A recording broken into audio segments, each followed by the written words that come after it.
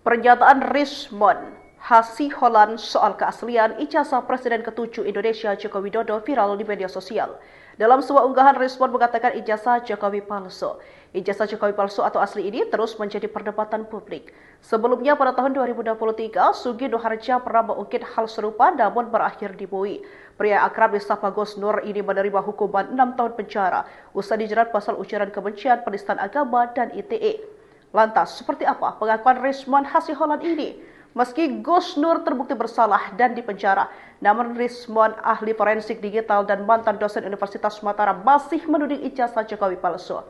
Dikutip dari tribuntimur.com Senin 7 April 2025, sosok Rismon masih menyebut ijazah dan skripsi dari Presiden ke-7 RI Joko Widodo adalah palsu. Tudingan Rismon Hasiholan Sianipar ini pun kembali viral di media sosial X. Tudingan itu juga berlandaskan bahwa ijazah Jokowi menggunakan font Times New Roman. Dikutip dari rilis pers yang diunggah di situs UGM, Dekan Fakultas Kehutanan UGM Sigit Sunarta membantah tudingan Rismon yang menyebut ijazah dan skripsi Jokowi adalah palsu.